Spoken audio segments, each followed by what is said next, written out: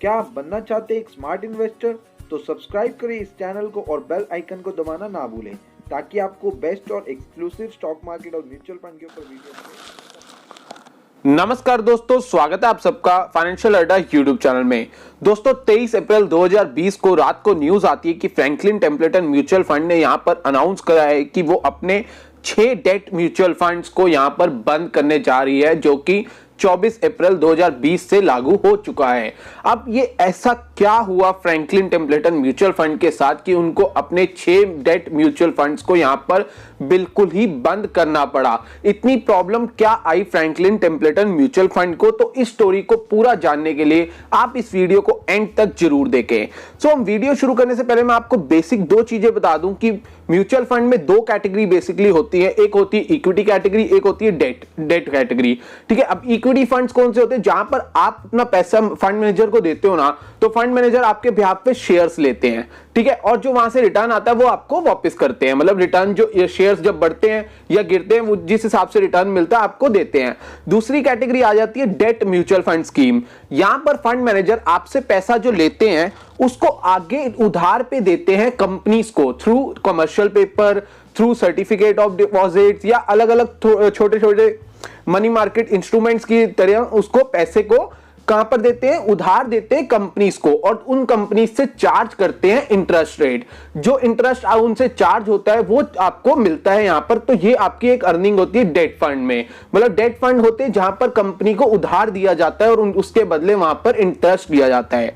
अब क्या हुआ फ्रैंकलिन टेम्पलेटन के साथ कि फ्रैंकलिन टेम्पलेटन ने ना अपनी 6 म्यूचुअल फंड स्कीम में ना एग्रेसिव क्रेडिट कॉल ले ली। एग्रेसिव क्रेडिट कॉल का क्या मतलब है कि उन्होंने उस पोर्टफोलियो के अंदर ऐसे ऐसे जगह इन्वेस्ट करा जहां से पैसा वापस आने में प्रॉब्लम आने लगी। मतलब वो कंपनीज में इन्होंने इन्वेस्ट करा जिसमें रिस्क कंपेयर टू बाकी कंपनीज से ज्यादा है। अब होता क्या है, जब भी जो डेट स्कीम्स होती है ना, इनको अपने रिटर्न बनाने के लिए ना उस जगह पैसा देना होता है जहां से इनको इंटरेस्ट ज्यादा मिले। अब फ्रैंकलिन टेम्पलेटन ना अपने डेट फंड्स के लिए बहुत ही मशहूर है कि इन्होंने एक तो क्रेडिट रिस्क फंड को शुरू करा इंडिया में, और अपने डेट फंड्स के लिए काफी मशहूर क्यों है? क्योंकि ये अच्छा रिटर्न प्रोवाइड करती है। अब ये अच्छा रिटर्न कैसे प्रोवाइड कर रही थी इतने सालों से? कि ये क्या कर रही थी, ये उन कंपनीज को पैसा दे रही थी जिनको एज कंपेयर बाकी म्यूचुअल फंड या बाकी कोई इतनी आसानी से उन कंपनीज को पैसा नहीं देता, क्योंकि वो कंपनीज के डिफॉल्ट होने के चांसेस बहुत हैं। अब इनको फायदा क्या हो रहा था कि इनको उस कंपनी से इंटरेस्ट ज्यादा मिल जाता था, इसलिए ये उनको अच्छा पैसा दे रही थी। अब सब कुछ सही चल रहा था बिल्कुल, जब तक देखो डेट में जब तक इंटरेस्ट आता रहता है तब तक तो बहुत बढ़िया हमारी जो नाव है ना वो समुद्र में चलती रहती है। जहां इंटरेस्ट आना बंद है ना वो नाव डूब जाती है। तो इसी तरीके से अब क्या हुआ फ्रैंकलिन टेम्पलेटन के साथ ना, अभी तक जिस फंड में उन्होंने पैसा लगाया, उन्होंने जो क्रेडिट फंड्स में जो क्रेडिट जितने भी उन जगह में पैसे जहां लगाए जहां पे रिस्क ज्यादा है, अभी तक उन्होंने डिफॉल्ट नहीं करा।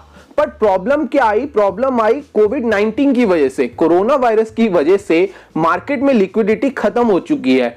मतलब अब जिनको इन्होंने पैसा दिया था वहां से अभी इंटरेस्ट भी नहीं आ रहा। ठीक है, अब इंटरेस्ट नहीं आ रहा तो उधर से जिन्होंने यहां पर इन्वेस्ट करा हुआ था अपना पैसा फ्रैंकलिन टेम्पलेटन के म्यूचुअल फंड्स में, वो इन्वेस्टर्स यहां पर रिडम्पशन डाल रहे थे। अब रिडम्पशन डालने की वजह से फ्रैंकलिन टेम्पलेटन को ना बाहर से, मतलब बैंक से पैसा लेना पड़ रहा था, क्योंकि उनके पास कैश एंड कैश इक्विवेलेंट्स भी इतने ज्यादा नहीं थे। उन्होंने एक्सपोजर ज्यादा से ज्यादा अपना क्रेडिट रिस्क फंड्स में डाल दिया, ज्यादा से ज्यादा पोर्टफोलियो में पैसा कंपनीज को दे दिया जिनकी पैसा देने की जो मतलब जिनको ज्यादा रिस्क है, और कैश एंड कैश इक्विवेलेंट में इतना पैसा नहीं रखा। तो जब रिडम्पशंस आई ना, तो उन्होंने फ्रैंकलिन टेम्पलेटन ने बैंक से लोन लेना स्टार्ट करा और लोन लेके उन रिडम्पशंस को ऑनर कर दिया।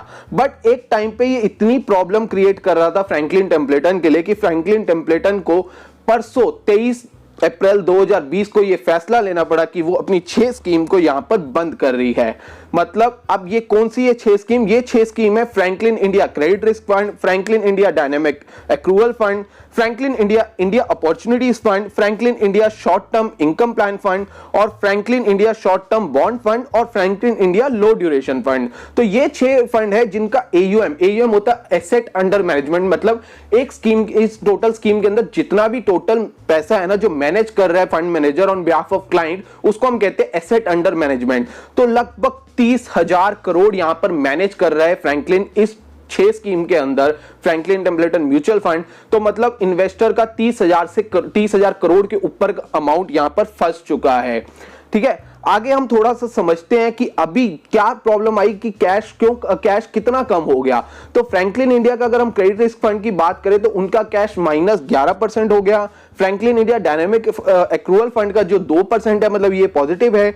बाकी अगर हम देखें Franklin India income opportunities fund जो -6% में है, Franklin India low duration fund -13%, Franklin India short term income plan -18% और Franklin India ultra short bond fund -7%।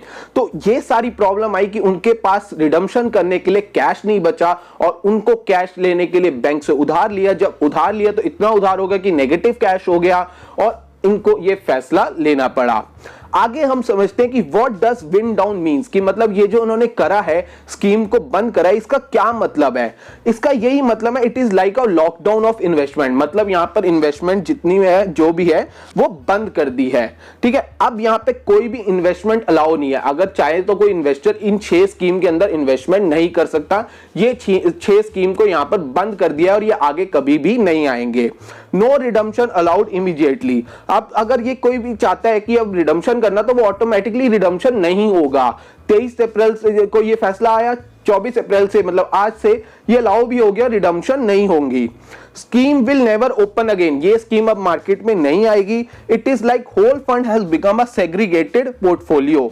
अब क्या होता है सेग्रीगेटेड पोर्टफोलियो, क्या होता है क्या mutual fund, debt mutual fund scheme में ना, जब भी म्यूचुअल फंड को लगे कि ये जहां पर उन्होंने पैसा लगाया था डेट फंड में, जो कंपनी डिफॉल्ट कर रही है उसको सेग्रीगेटेड स्कीम मतलब पोर्टफोलियो में डाल दो कि इनका डिफॉल्ट है। या तो अगर इनसे पैसा आया तो ठीक है, रिकवरी हुई तो ठीक है, नहीं तो इनको डाल दो कि ये यहां पर इस स्कीम ने डिफॉल्ट करा है। ऐसे ही फ्रैंकलिन टेम्पलेटन का जो है ये पूरा काम कर रहे हैं सेग्रीगेटेड पोर्टफोलियो। अब उनका सारा पोर्टफोलियो सेग्रीगेटेड पोर्टफोलियो में जा चुका है। अब जब उनको पैसा आएगा वो तब उस धीरे धीरे सबको लौटाएंगे। SIP, STP and SWP।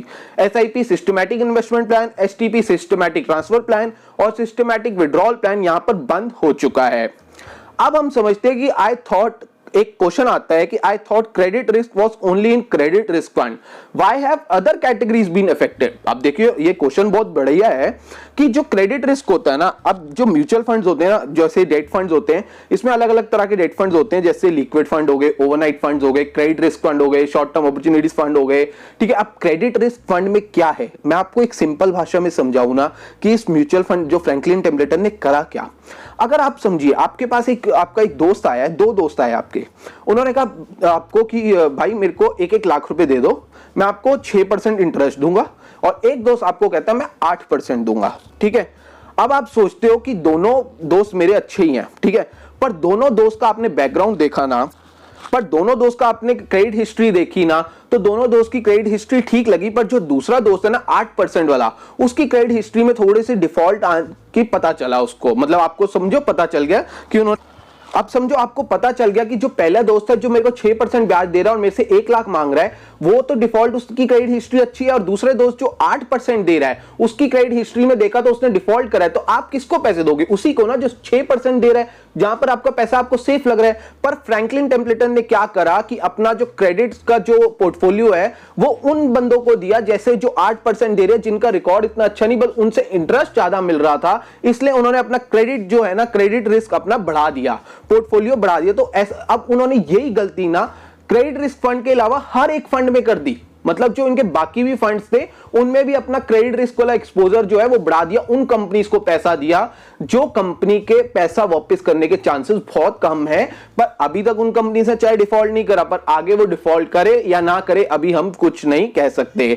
तो ऐसा नहीं है कि क्रेडिट रिस्क जो है वो उन्हीं स्कीम में, क्रेडिट रिस्क फंड में, वो किसी भी स्कीम में हो सकता है। चाहो तो आप बिल्कुल ही सेफेस्ट अगर आपने पैसे लगाए हो, चाहे लिक्विड फंड में, उसमें भी थोड़ा बहुत रिस्क आ जाता है। ठीक है, अब बात आ जाती है कि इन्वेस्टर जो परेशान है वो कहते हैं when will I get my money back, कि कब हमारे को हमारी मनी वापस मिलेगी। जो जितने इतने सारे इन्वेस्टर है, 30,000 करोड़ से भी ज्यादा का AUM है, और काफी सारे रिटेल इन्वेस्टर यहां पर फंसे हुए हैं, क्योंकि रिटेल इन्वेस्टर को नजर आया यहाँ पे एफडी से अच्छा रिटर्न भी मिल रहा है, 8%, 8.5, 9% तक रिटर्न जा रहा है। तो काफी रिटेल इन्वेस्टर ने यहाँ पे पैसा लगाया। तो अब बात करते हैं कि when will I get money back, ठीक है, मेरे को इन्वेस्टर्स को मतलब जो मनी कब वापस मिलेगी। तो फ्रैंकलिन टेम्पलेटन का यहाँ पे कहना है कि वो अपनी नेट एसेट वैल्यू तो डेली बेसिस पे चालू रखेगी, एनएवी तो रोज ही कैलकुलेट होगा, ठीक है। जहां पर हम एक रेफ मेजर ले सकते हैं कि according to average maturity of the schemes, average maturity of the paper held by the scheme, मतलब जो उसमें सिक्योरिटीज है स्कीम के अंदर, उसकी एवरेज मेच्योरिटी के थ्रू देखेंगे कि नेक्स्ट स्लाइड में हम देखते हैं कि कैसे हमारे को कितने टाइम में पैसा मिल जाएगा, ठीक है। It will work like a segregated portfolio, that is the day they get any interest or maturity principal from any of the holding, it will distribute it to all। मतलब ये मैंने आपको पहले ही बताया, ये अब ये पूरा एक इन्होंने सेग्रीगेटेड पोर्टफोलियो की तरह इसको बनाएंगे। जैसे जैसे कंपनी से इनको इंटरेस्ट या कंपनी से इनको पैसा, इनकी मेच्योरिटी होगी, जैसे जैसे कंपनी से इंटरेस्ट और कंपनी से पैसा वापस आएगा, धीरे धीरे करके ये आपको आपका पैसा वापस पर ये डिपेंड करता है कि वो कंपनी इंटरेस्ट या और मेच्योरिटी देती है या नहीं। अगर वो कंपनी डिफॉल्ट करती है तो आप अपनी कैपिटल भी लूज कर सकते हो। पर हम भगवान से यही प्रार्थना करेंगे कि आपका पैसा बिल्कुल सेफ हो, आपका पैसा फ्रैंकलिन टेम्पलेटन को सारी कंपनी पैसा उनको वापस कर दे, जिससे आप सबका भी पैसा, जो आप इन्वेस्टर्स हो इन फंड्स में, आपका पैसा भी हम प्रार्थना करते हैं कि वापस मिल जाए, ठीक है। अब हम बात करते हैं कि अकॉर्डिंग टू एवरेज मेच्योरिटी आपको कितना टाइम लगेगा। अगर सपोज करिए आपका Franklin India credit risk fund में इन्वेस्टमेंट है तो लगभग 3 साल की यहां पे मेच्योरिटी होती है, तो आप मान के चलिए 3 साल तक आपको वेट करना पड़ सकता है। वहीं अगर हम बात करें Franklin India income opportunities fund की, वहां पे 4 साल तक की मेच्योरिटी होती है, तो आपको आज से 4 साल या आज से 3 साल, जैसे पिछले साल की कोई इन्वेस्टमेंट करी हो तो उसको 4 साल में हो जाए, तो मतलब मान के चलिए 1 से लेके 3 साल के बीच या 4 साल के बीच में आपका पैसा आते आते नजर आ रहा है। सबसे कम यहाँ पे टाइम मिला है Franklin India ultra short bond fund वालों को। वहां पे अगर उन्होंने किसी ने इन्वेस्टमेंट करी होगी तो उनको लगभग 6 महीने के आसपास, अगर वो जितने भी पेपर्स में हेल्ड करते हैं पोर्टफोलियो में, अगर वो सारे पैसे वापस कर देते हैं, कोई डिफॉल्ट नहीं करता, तो मान के चलिए कि आपको 6 महीने तक पैसे मिल सकते हैं, ठीक है। अब बात करते हैं, विल आई हैव टू पे exit load and tax when I eventually get money from the scheme. अगर मेरे को इस स्कीम से मेरा पैसा मिल जाता है तो मेरे को एग्जिट लोड और टैक्स देना पड़ेगा। तो फ्रैंकलिन टेम्पलेटन ने यहाँ पे क्लैरिफाई कर दिया है कि आपको जो है ना एग्जिट लोड नहीं देना, सिर्फ आपको टैक्स देना है, वो भी आपको गेन्स हुआ तो उस पे आपको टैक्स देना है, ठीक है। अब क्वेश्चन आता है, will the AMC charge expense ratio on the affected debt scheme. तो फ्रैंकलिन टेम्पलेटन ने यहाँ पे क्लैरिफाई कर दिया है कि वो कोई भी जो एक्सपेंस रेशियो है ना वो यहां पर चार्ज नहीं करेंगे, ठीक है। अब बात करते हैं कि I am invested other debt fund, should I exit. तो यार यहां पे ये पॉइंट जो है ना, ये बड़ा ही एक बहुत ही उस हम वे मतलब पॉइंट में पहुंच चुके हैं। तो अब हम करें तो करें क्या? अगर हमने बाकी डेट फंड्स में इन्वेस्ट करा हुआ है, छोड़ दो, एक साइड कर दो फ्रैंकलिन टेम्पलेटन डेट फंड को, हमने सपोज करो एबीएसएल डेट फंड में कराया या एचडीएफसी डेट फंड में कराया, तो भाई ये एक टाइम है आपको अपने डेट फंड्स के ऊपर रिसर्च करने का। देखिए मैं आपको पहले ही बोलना चाहता हूं, आपका पैसा आपकी जिम्मेदारी, आपका पैसा आपकी जिम्मेदारी, बिना रिसर्च करे पैसा कभी मत डालो। तो ये और एक चीज मैं आपको कहूंगा, बिना रिसर्च करे तो पैसा मत डालो। अगर आपसे रिसर्च नहीं हो रही और आपको इन्वेस्ट करना है तो रजिस्टर्ड फाइनेंशियल एडवाइजर की एडवाइस लो, चाहे वो आपसे फीस चार्ज करेगा पर वो आपको एक सही सलाह देगा, ठीक है। अब अगर आपके पास एग्जिस्टिंग डेट फंड्स है ना, तो आप देखो कि उन्होंने कहां पर पैसा लगाया हुआ है। इसको देखने के लिए आप सिंपल गूगल पे सर्च करो, जिस म्यूचुअल फंड का आपके पास स्कीम है ना, सिंपल आप सर्च करो, जैसे HDFC mutual fund fact sheet March की, ठीक है, मार्च की फैक्ट शीट आप डाउनलोड कर लो। फैक्ट शीट में अपने फंड में जाओ, फंड के पोर्टफोलियो में देखो कि उस डेट स्कीम ने कहां पर पैसा लगाया है। अगर आपको लगता है कि उस स्कीम ने वैसी ही कंपनी से पैसा लगाया जैसे फ्रैंकलिन टेम्पलेटन ने लगाया है, तो आप जल्द से जल्द उस स्कीम से एग्जिट करने की तैयारी करो, ठीक है। आप एग्जिट करने पे चाहे आपको एग्जिट लोड लगे, पर अगर आपने एग्जिट सही करा, मतलब अगर आपको लग रहा है कि वो स्कीम गलत चुनी गई है, तो आप उसमें चार्जेस मत देखो, बस आप एग्जिट करो, क्योंकि आपने बिल्कुल अब सही चीज देखी। पर मैं यही कह रहा हूं कि आपको ये चीज जरूर सर्च करनी पड़ेगी कि आपने वो फंड सही सिलेक्ट करा है या नहीं। अगर तो आप खुद रिसर्च कर सकते हो तो खुद करो, नहीं तो आप रजिस्टर्ड फाइनेंशियल एडवाइजर की एडवाइस जरूर लो। एकदम से पैनिक होके सेल मत करो, पैनिक होके सेल करोगे तो आपका नुकसान होएगा, ठीक है। Should move out of mutual fund and into bank fixed deposit. अब क्वेश्चन आता है कि ये जो म्यूचुअल फंड स्कीम में हम डेट स्कीम में इन्वेस्ट कर रहे थे, क्या हम इन डेट स्कीम से निकलकर दोबारा बैंक डिपॉजिट में चले जाएं? सो गाइस, एक टाइम था हम बैंक डिपॉजिट को बोलते थे कि यहां पर 6% मिलता है और डेट स्कीम में आप इन्वेस्ट करो वहां आपको 8% मिलेगा, तो हम लोग बैंक से अपना पैसा निकाल के डेट स्कीम में लगा रहे थे और हमें कहा जा रहा था कि ये डेट स्कीम बहुत ही सुरक्षित है, डेट स्कीम में कोई दिक्कत नहीं है, क्रेडिट रिस्क फंड में इन्वेस्ट करो, यहां पर आपको 1% 2% ज्यादा मिल जाएगा। सो गाइस, मैं आपको फिर बोल रहा हूं, आपका पैसा आपकी जिम्मेदारी। मैं खुद एक रजिस्टर्ड फाइनेंशियल इंडिपेंडेंट एडवाइजर हूं, मेरा खुद म्यूचुअल फंड का अपना काम है। मेरे भी 1-2 क्लाइंट्स हैं जिन्होंने मेरे को बोला कि आप हमें डेट फंड सजेस्ट करो, तो मैंने जब उनको डेट फंड सजेस्ट करा तो मेरे को भी याद आया कि फ्रैंकलिन इंडिया के काफी अच्छे डेट फंड्स हैं। तो मेरे को भी उस दिन याद है, मैं फैक्ट शीट लेके बैठा था आज से 7-8 महीने पहले, तो मैंने फ्रैंकलिन इंडिया के जब डेट फंड्स में देखा ना, तो उनका पोर्टफोलियो मुझे एक तरह से बढ़िया नहीं लगा। उनके पोर्टफोलियो में ज्यादा एक्सपोजर वोडाफोन, येस बैंक और भी जैसे हाउसिंग कंपनी, एनबीएफसी, जिनमें काफी सालों 1-2 साल से प्रॉब्लम आ रही है, उन जगह उन्होंने बहुत ज्यादा पैसा दिया हुआ था।